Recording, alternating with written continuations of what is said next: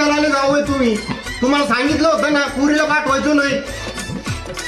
मामा कुठे झाले राव आता बोलले म्हणा ना मामा.